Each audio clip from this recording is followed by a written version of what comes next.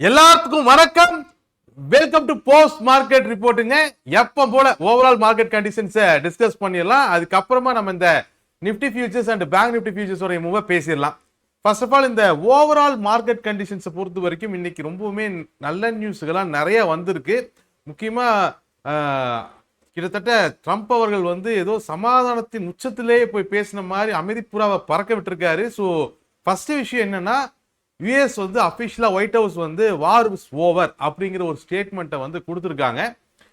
இதை கன்ஃபார்ம் பண்ற விதமா ஒரு 14 பாயிண்ட் உள்ள ஒரே ஒரு பக்க எம்ஓஏ ஈரானுக்கு ப்ரப்போஸ் பண்ணியிருக்காங்க. ஈரானும் அதை பரிசீலித்து கொண்டு இருக்கிறது.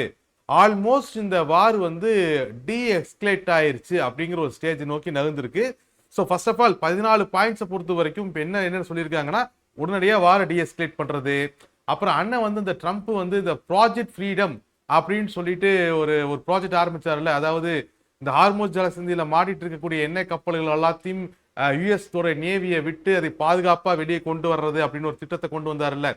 நேற்று கூட அப்படி ஒரு 4-5 கப்பலை கூட்டிட்டு வரும்பொழுது ஈரான் கூட ஒரு 4-5 மிசைலை தூக்கி போட்டு இந்த யுஏஇ பக்கத்தில் இருக்கக்கூடிய ஹப்பு இதெல்லாம் அடிபட்டு ஒரு 4-5 கப்பலெல்லாம் சேதமாச்சு இல்லையா. அந்த ப்ராஜெக்ட் வந்து மேற்கொண்டு நடந்துச்சு அப்படின்னு சொன்னா இது நேரடியா ஈரான் நேவிக்கும் யுஎஸ் நேவிக்கும் நடுவில் மறுபடியும் வார் எக்ஸ்கலேட் பண்ணும் அப்படிங்கறத அவர் இப்பதான் புரிஞ்சிருக்காரு. ஸோ ஆப்வியஸ்லி ப்ராஜெக்ட் ஃப்ரீடம் வந்து உடனடியா அந்த ஆப்ரேஷன் நிறுத்துறாரு. ஸோ 14 பாயிண்ட்ல இந்த ப்ராஜெக்ட் ஃப்ரீடம் இந்த ஆப்ரேஷனை நிறுத்துறது, டி எஸ்கலேட் பண்றது, அதே மாதிரி யுரேனியம் என்ரிச்மெண்ட்டை வந்து லிமிட் பண்றது, ஆல்ரெடி என்ரிச் பண்ணி வச்சிருக்கிற யுரேனியத்தை வந்து டீஸ்டேபிளைஸ் பண்றது, இன்டர்நேஷனல் கமிட்டி அலோவ் பண்ணி ஈரானை இன்ஸ்பெக்ட் பண்றது, ஈரான் மேல இருக்கக்கூடிய தடைகளை கம்மி பண்றது, இன்டர்நேஷனல் ஃபண்டுக்கு ஆக்சஸ் கொடுக்கறது, அப்புறம் ஹியூமனிடேரியன் ஹெல்ப்ஸை பண்றது, இந்த மாதிரி ஒரு 14 பாயிண்டை ப்ரப்போஸ் பண்ணியிருக்காங்க. இந்த 14 பாயிண்டை ப்ரப்போஸ் பண்ணி ஒத்த பக்க எம்ஓயு ஓகே இதை வந்து டெம்பரவரியா சைன் பண்றாங்க. இதுல 14 பாயிண்ட்ல முக்கியமான விஷயம் என்னன்னா, நியூக்ளியர் டீல் வந்து இப்போ எதுவும் ஃபைனலைஸ் எல்லாம் பண்ணல. அந்த 14 பாயிண்ட்ல எப்படி இருக்குன்னா, என்ன ப்ரொபோஸ் பண்றாங்கன்னா, நியூக்ளியர் டீலை பத்தி அப்புறமா பேசிக்கலாம். இப்போதைக்கு யுரேனியம் என்ரிச்மெண்ட்டை லிமிட் பண்றோம், இன்டர்நேஷனல் கமிட்டியை உள்ள அலோவ் பண்றோம், மேற்கொண்டு யுரேனியத்தை நியூக்ளியர் டெவலப்மெண்ட் பத்தின பேச்சுவார்த்தைகளை வருங்காலங்களில் நடத்திக்கலாம், மேபி கொஞ்ச நாள் கழிச்சு பேசிக்கலாம் அப்படிங்கிறதா ப்ரொபோசல். ஸோ ஆல்மோஸ்ட் இந்த வார் வந்து ஒரு டி எஸ்கலேஷன் ஸ்டேஜை நோக்கி நகர்ந்திருக்குன்னு தான் சொல்லணும். இந்த ஆக்டிவிட்டியை பொறுத்த வரைக்குமே முக்கியமா இந்த விஷயத்துல சைனா மிகப்பெரிய பங்கு வகிச்சதா சொல்றாங்க. அபிஷியலா ப்ளூம்பர்க் ஆகட்டும், இல்லை நியூயார்க் டைம்ஸ் ஆகட்டும், வால் ஸ்ட்ரீட் ஜேர்னல் ஆகட்டும், இவங்கெல்லாம் போட்டிருக்கக்கூடிய ஆர்டிக்கலை படி பார்த்தோம்னா சைனாக்கு வந்து இந்த ஆயில் பிரச்சனை வந்து மிகப்பெரிய அளவில் ஹிட் ஆயிருக்கு. ஸோ ஆப்வியஸ்லி அவங்க உள்ள புகுந்து அவங்க தான் இந்த பிரச்சனையை உடனடியாக தீர்வு கொண்டு வர்றாங்க. ஆல்ரெடி பாகிஸ்தான் ப்ராக்சியா பயன்படுத்தி இது பேச்சுவார்த்தை நடத்தினாங்க. பட் இப்போ சைனா டைரக்டா இன்வால்வ் ஆகுது அப்படிங்கிறத நிறைய எவிடன்ஸோட நிறைய ஆர்டிக்கல் பப்ளிஷ் பண்றாங்க. ஏதோ ஒண்ணு இப்போதைக்கு பிரச்சனையை சமாளிச்சா சரி. ஏன்னா இதுக்கு மேல உலக நாடுகள்னால பிரச்சனையை தாங்க முடியாது. அந்த அளவுக்கு பஞ்சாயத்து ஆல்ரெடி பண்ணி வச்சுட்டாங்க. ஓகே, கிட்டத்தட்ட நம்ம எல்லாம் வந்து எப்படா பெட்ரோல் பங்க்ல பெட்ரோல் விலை ஏற்றுவாங்களோ அப்படிங்கிற பயத்திலேயே இருந்துகிட்டு இருக்கிறோம். ஸோ இந்த ஸ்டேஜஸ்ல க்ரூட் ஆயில் விலை இன்னைக்கு ஓரளவுக்கு இறங்கி இருக்கு. இந்த டிஎஸ்கலேஷன் நியூஸ் வந்தோடனே இந்த வார் இஸ் ஓவர்னு இந்த ஒயிட் ஹவுஸ் மீட்டிங்ல ஒரு வார்த்தை வந்த உடனே இங்கிட்டு ஸ்டாக் மார்க்கெட் ஒரு 200 ரூபாய் ஸ்வங்கின் மேல போகுது, க்ரூட் ஆயில் ஒரு பக்கம் டைங்கின்னு கீழே வருது, பக்கத்துல ஐஎன்ஆர் வேற 50 பைசா அது பாட்டுக்கு பாலாகி 95 ரூபாய்க்கு கீழே வந்துருச்சு. எவ்ரி திங் இஸ் ஃபைன், எல்லாமே ஃபைன். இடையில வந்து நைட் எதுவும் ட்ரம்ப்புக்கு கனவு வராமல் இருந்தா சரி. ஓகே, அப்படி ஏதாச்சும் அவர் ட்ரம்ப்பா சொதப்புனா தான் உண்டு. ஈரான் சொதப்புமா அப்படின்னா அதுக்கும் வாய்ப்பு இருக்கு. ஏன்னா ஈரானை பொறுத்த வரைக்கும் இப்போ ஒரு தலைமையில ஈரான் செயல்படுற மாதிரி தெரியல. யுஎஸ் கவர்மெண்ட்டும் ஒரே பண்ணிக்கக்கூடிய விஷயம் அதுதான். அங்கிட்ட ஒரு 4-5 குழு 4-5 தலைவர் அப்படிங்கிற மாதிரி இருக்காங்க. ஸோ அந்த ஒரு குழப்பம் இருக்கு. ஸோ மற்றபடி இப்போ வரைக்கும் இன்னைக்கு வந்த நம்ம பேசிட்டு இருக்க இந்த சைட் வரைக்கும் வந்த நியூஸ் வந்து இட்ஸ் ஹாப்பி நியூஸ். 14 பாயிண்ட் கொண்ட எம்ஓயு வந்து யுஎஸ் வந்து ஆல்ரெடி ப்ரொபோசல் கொடுத்துட்டாங்க. ஈரான் அதைய இது பண்ணிட்டு இருக்காங்க, பார்த்துட்டு இருக்காங்க. ஸோ ஆப்வியஸ்லி இது ஒர்க் அவுட் ஆச்சுன்னா நாளைக்கு இது சைன் பண்ணிட்டு அவர் 30 நாள் அவன் வேலையை பார்ப்பான். அதுக்கப்புறம் பொதுவாக உட்காந்து பேச்சுவார்த்தை ஆரம்பிப்பாங்க. அதுல இந்த எம்ஓஇல தெளிவாக சொல்லியிருக்க ப்ரொபோசல் என்னவா இருக்குன்னா, டைரக்ட் ஹாட்லைன். நீ இடையில இவனிங்கெல்லாம் வந்து பஞ்சாயத்து பண்ண மாட்டேன், நானே ஒரு பெரிய பஞ்சாயத்து தலைவர், கடைசியில பாகிஸ்தான் சைனாவெல்லாம் வந்து எனக்கு பஞ்சாயத்து பண்ற அளவுக்கு என் நிலைமை மோசமா போச்சா அப்படின்னு ட்ரம்ப் ஏதோ ஃபீல் பண்ணியிருக்காருன்னு நினைக்கிறேன். அதனாலதான் இப்ப என்னன்னா டைரக்ட் ஹாட்லைன் வந்து ஈரானும் நம்ம ரெண்டு டைரக்டாவே பேசிக்குவோம், நீ அங்கிட்டு இங்கிட்டெல்லாம் வேண்டாம் அப்படிங்கிறதையும் சேர்த்து ப்ரப்போஸ் பண்ணியிருக்காங்க. ஸோ இதுதான் இப்ப இருக்கக்கூடிய ஒரு சூழல். இது இந்த இந்த விஷயம் நடத்தும் பொழுது யுஎஸோட க்ரூடாயிலோட விலை பயங்கரமா ஃபால் ஆனதுனால, க்ரூடாயிலோட விலை வந்து பயங்கரமான ஃபால் ஆகல, ஏன்னா வந்து இன்னும் சைன் பண்ணல, இப்பதான் ப்ரொபோசல் நடந்திருக்கு, இன்னும் சைன் பண்ணி போக்குவரத்து ஸ்டார்ட் ஆச்சுன்னா அந்த க்ரூடாயிலோட விலை பயங்கரமா ஃபால் ஆகும். இப்போதைக்கு க்ரூடாயில் வந்து லைட்டா கரெக்ஷனை ஸ்டார்ட் பண்ணியிருக்கு. பட் அதை ஸ்டார்ட் பண்ண உடனேயே யுஎஸ் டாலரோட டிமாண்ட் கம்மியாயிருச்சு. யுஎஸ் டாலரோட டிமாண்ட் கம்மியாகும் பொழுது யுஎஸ் டாலர் வீக் ஆகுது. யுஎஸ் டாலர் வீக் ஆகும் பொழுது ஆட்டோமேட்டிக்கா கோல்டு ஏற ஆரம்பிச்சிடும். ஸோ அதோட பிரதிபலிப்பு நம்ம இன்னைக்கு பார்த்தோம். கோல்டு ஓரளவுக்கு ஸ்டேபிளாக தான் இருந்துச்சு. ஏன்னா யூஎஸ் டாலர் வீக்காக மறுபடியும் கோல்டு ஏற ஆரம்பிக்கும். பட் உடனே எல்லாரும் கொண்டு போய் அதில் தாவி குதிச்சிடாதீங்க. ஏன்னா அதே நேரத்தில் யூஎஸ் டாலர் வீக்காக அதே நேரத்தில் வாரம் நிற்கிற பட்சத்தில் ஜியோ பொலிட்டிக்கல் டென்ஷன் கம்மியாக இருக்கிற பட்சத்தில் கோல்டோடைய தேவை கம்மியாகும்.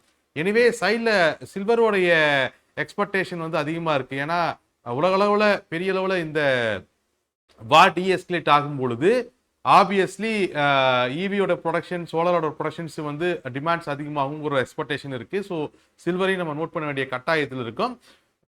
எனக்கு என்ன பயம்னா இவர் வாரை முடிச்சுட்டு, ஏன்னா வார் ஏன் ட்ரம்ப் உடனே க்ளோஸ் பண்றாருன்னா உலக அளவில் நிறைய நாடுகள்ல இருந்து ஆயில் ஸ்பைக்னால அவருக்கு வரக்கூடிய ப்ரெஷர், உள்ள பொலிட்டிக்கல் ப்ரெஷர், அது மட்டும் இல்லை எலெக்ஷன் ப்ரெஷர்னு ஏகப்பட்ட ப்ரெஷர்ல மாட்டிக்கிட்டு இருக்காரு அவரு. எப்படியோ ஒன்று ஒரு ஒரு 4 யுஎஸ் வார் பிளாக்கெட்டை போட்டு அப்படியே பொருளாதார நெருக்கடி கொடுத்து ஈரானை கசக்கி பிடிச்சி யுரேனியன் டீலை முடிச்சு நடத்தலாம் அப்படிங்கிற மாதிரி தான் ஐடியா இருந்துச்சு. பட் இவங்க நீ வேணா பிளாக்கெட் போட்டுக்க, நானும் இங்கே பிளாக்கெட் போட்டுக்கிறேன் அப்படிங்கிற மாதிரி அமைதியாகவே இருக்கிற மாதிரி தெரியுது. ஸோ என்னவே உடனடியாக முதல்ல முடிச்சுடுவோம், நம்ம பஞ்சாயத்தை நம்ம பார்த்துக்கலாம் அப்படிங்கிற மைண்ட் செட்டுக்கு வந்துட்டு மாதிரி தான் இந்த ஃபீல் இருக்கு. சரி, இந்த இதில் இதுதான் ஜியோ பொலிட்டிக்கல் டென்ஷன். ஸோ ஒரு பக்கம் யூஎஸ் டாலர் வீக் ஆயிருக்கு, லைட்டாக கோல்டு ரெக்கவரி, ஐஎன்ஆர் ஸ்ட்ராங் ஆனதை பார்க்குறோம், மார்க்கெட்டோட ரெக்கவரி பார்க்குறோம். இந்த ஸ்டேட்டஸ் அப்படியே கன்டினியூ ஆகி ஈரான் சம்மதிச்சு சைன் ஆகி ஹார்முஸ் ஜலசந்தி மறுபடியும் ஓப்பன் ஆச்சுன்னா இந்த பிரச்சனை ஓரளவுக்கு சார்ட் அவுட் ஆயிரும். அதுக்கப்புறம் அடுத்த பிரச்சனையை வந்து ட்ரம்ப் அட்மிட் பண்ணுவார். ஏன்னா இவர் ஆல்ரெடி என்ன பண்ணியிருக்காருன்னா இந்த இவி கார் மேலையெல்லாம் 20% டேரிஃப் வந்து இப்போ ரீசெண்டாக இன்க்ரீஸ் பண்ணாரு. மறுபடியும் 301 செக்ஷனுடைய ஃபைல் இப்போ ரெடியாக இருக்கு. அடுத்து டாரிஃப் இஷ்யூ ஆரம்பிக்கிறாரா இல்ல யுஎஸோடைய உள்நாட்டு அவர் மேல இருக்கக்கூடிய ப்ரெஷர், இந்த இன்ஃபிளேஷன், இந்த காரணத்தினால அதை கைவிடுறாரா அப்படிங்கிறது பொறுத்து பார்க்கலாம். இப்போதைக்கு ஒரு என்கார்டு நோக்கி இந்த பிரச்சனை நடந்துட்டு இருக்கு அப்படிங்கிறது மட்டும் மனசுல வச்சுக்கலாம். மற்றபடி எப்பவும் போல இந்த டேட்டாஸ் வந்துட்டு இருக்கு. இந்தியன் மார்க்கெட்ஸை பொறுத்த வரைக்குமே நாளைக்கு நிறைய ரிசல்ட்ஸ் இருக்கு. எஃப்எம்சிஜி ரிசல்ட்ஸ் நாளைக்கு நிறைய இருக்கு. டார்பரு, பிரிட்டானியா நிறைய ரிசல்ட்ஸ் நாளைக்கு வருது. இது போகவும் நிறைய கம்பெனியோட ரிசல்ட்ஸ் இருக்கு, அதையும் நம்ம பார்க்கணும். யுஎஸ் டாலருக்கு எகெயின்ஸ்டா இந்திய ரூபாய் ஓரளவுக்கு ஸ்ட்ராங்காக ஆரம்பிச்சதுனாலே இந்தியன் மார்க்கெட்ஸுக்கு அது பெரிய அளவில் ப்ராஃபிட்டாக பார்க்கப்படும். ஏன்னா Q4ல வந்து பெரிய அளவுக்கான மோசமான ரிசல்ட்ஸ் எல்லாம் ஒன்றும் இல்லை, மிக்சடு ரிசல்ட்ஸ் தான். பட் ஐயோ இப்படி ஒரு ரிசல்ட்டா, இது எதிர்பார்க்கல அப்படிங்கிற அளவுக்கெல்லாம் மோசமான ரிசல்ட்ஸ் எதுவும் Q4 இது வரைக்கும் வரல. இந்தியன் மார்க்கெட்டோட மிகப்பெரிய பிரச்சனை க்ரூட் ஆயில் ஹையில் இருக்கிறதும் ஐஎன்ஆர் வந்து பயங்கரமா வீக்ல இருக்கிறதும் தான். அதுவும் நேற்று 95 ருபீஸுக்கு மேலே 2 நாளாக ஸ்டேபிளா இருந்தது வந்து கொஞ்சம் பதற வைக்கக்கூடிய பிரச்சனையா தான் இருந்துச்சு. பட் இன்னைக்கு கூல் ஆஃப் ஆகி கிட்டத்தட்ட 95 ருபீஸ் கீழே வந்திருக்கு. 60 பைசாக்கு பக்கமா இன்னைக்கு ஃபால் ஆனதை நம்ம பார்த்துருக்கோம். ஸோ ஆப்வியஸ்லி இந்த பிரச்சனை sort out, Jio political tensions கம்மியாகும் பொழுது அதுவும் நம்ம மார்க்கெட்டுக்கு சாதகமாக அமையும். பட் என்ன நடந்தாலும் எப்படி நடந்தாலும் நம்ம கரெக்டாக நடக்கணும், அப்போத்தான் நம்மளுக்கு பணம் கிடைக்கும். ஸோ டிசிப்ளினாக ஹெட்ஜஸ் எடுத்து மூவ் பண்ணுங்க, லெவல்ஸில் மூவ் பண்ணுங்க, லெவல்ஸை டிஸ்கஸ் பண்ணிடலாம் நம்ம. ஓகே,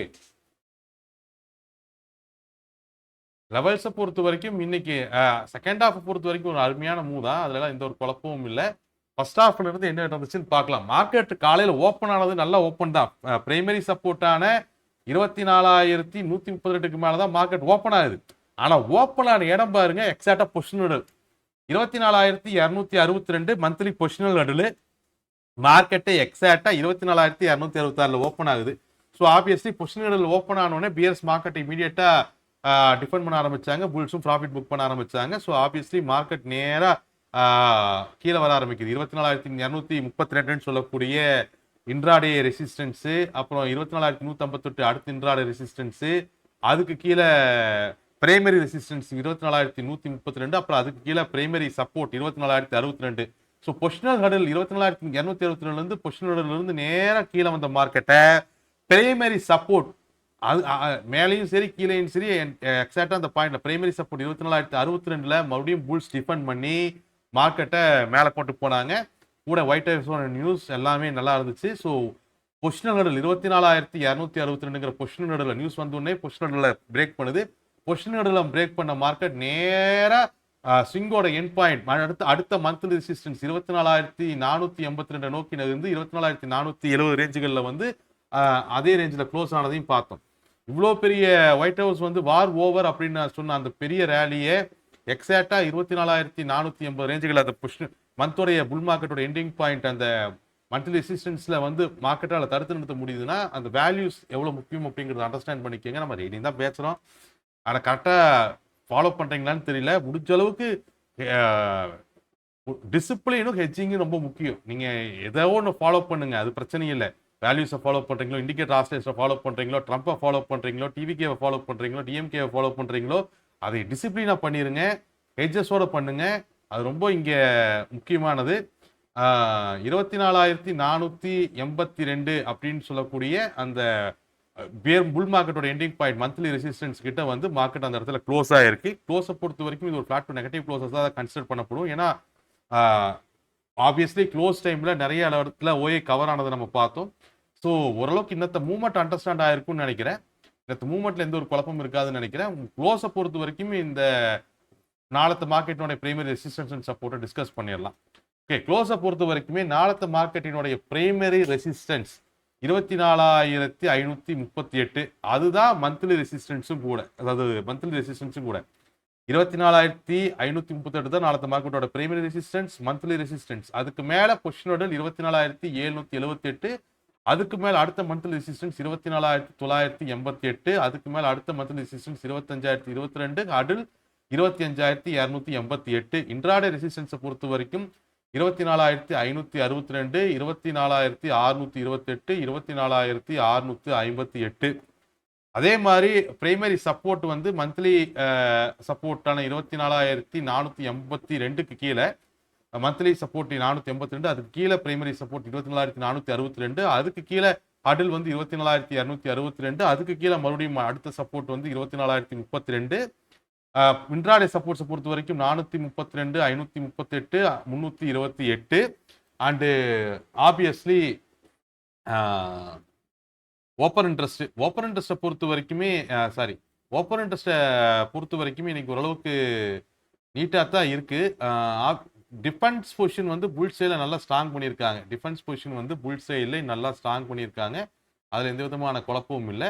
அதே மாதிரி அட்டாக் பொசிஷன்ஸை பொறுத்த வரைக்கும் பியர்ஸ் வந்து அட்டாக் பொசிஷன்ஸை கவர் பண்ணியிருக்காங்க. டிஃபென்ஸ் பொசிஷன் அவங்க இன்னுமே வச்சிருக்காங்க, இன்னும் சைன் ஆகலை. ஸோ ஆப்வியஸ்லி டிஃபென்ஸ் பொசிஷன் வந்து அவங்க அப்படியே தான் வச்சிருக்காங்க. டிஃபென்ஸ் பொசிஷன் வந்து அவங்க எதுவும் கம்மி பண்ணலை. ஓவராலாக ரொம்ப டீப்பாக பார்த்தோம் அப்படின்னு சொன்னால் டிஃபென்ஸ் பொசிஷனை இன்னும் பியர்ஸ் கம்மி பண்ணால் வச்சிருக்காங்க அப்படிங்கிறது மட்டும்தான் கொஞ்சம் ஒரிங் ஃபேக்டர். ஏன்னா இன்னும் சைன் ஆகலை. ஈரான் வந்து இந்த அக்செப்ட் பண்ணிட்டோன்னு ரிப்ளை கொடுக்கல, அதனால அவங்க டிஃபென்ஸை மெயின்டைன் பண்ணுறாங்கன்னு நினைக்கிறேன். இப்போ இருக்கக்கூடிய மனநிலை தான் அது. அட்டாக் பொசிஷன்ஸை பியர்ஸ் வந்து கம்மி பண்ணியிருக்காங்க. புல்ஸை பொறுத்த வரைக்கும் டிஃபென்ஸை கொஞ்சம் இன்க்ரீஸ் பண்ணியிருக்காங்க, அட்டாக் பொசிஷனையும் லைட்டாக இன்க்ரீஸ் பண்ணியிருக்காங்க. கவரெல்லாம் எதுவும் பண்ணலை. சரி, மற்றபடி இது வந்து இப்போ இருக்கக்கூடிய ஒரு ஸ்டேட்டஸ் தான். நாளைக்கு காட்சிகள் மாறலாம், நியூஸும் மாறலாம், ஓப்பன் இன்ட்ரெஸ்ட் அதுக்கு தகுந்த மாதிரி மாறும். எது நடந்தாலும் வேல்யூஸில் மூவ் பண்ணிக்கோங்க. எப்பவும் போல் பேங்க் நிஃப்டியை பொறுத்த வரைக்குமே காலையில் மார்க்கெட் ஓப்பன் ஆச்சு. ஓப்பன் ஆனோடனே சிங்கோடைய end point starting point 55,228 break பண்ணி கீழே வந்த மார்க்கெட்டை எக்ஸாக்டா பிரைமரி ரெசிஸ்டன்ஸ் 54,832 புல்ஸ் டிஃபெண்ட் பண்ணி அங்கிருந்து மறுபடியும் 55,228 சொல்லக்கூடிய சிங்கோட ஸ்டார்டிங் பாயிண்ட்டை பிரேக் பண்ணி சிங்கோட எண்ட் பாயிண்டான 55,778 அச்சீவ் பண்ணி அடுத்த சிங்கோனுடைய ஸ்டார்டிங் பாயிண்ட் 56,318 அச்சீவ் பண்ணி 318க்கு மேலே க்ளோஸ் பண்ணியிருக்காங்க. இப்போ அடுத்த சிங்கோட ஸ்டார்டிங் பாயிண்டான 56,318க்கு மேலே க்ளோஸ் நடந்திருக்கு. பேங்க் நிஃப்டியை பொறுத்த வரைக்கும் இது ஒரு ஃபிளாட் டு பாசிட்டிவ் க்ளோஸ் தான்.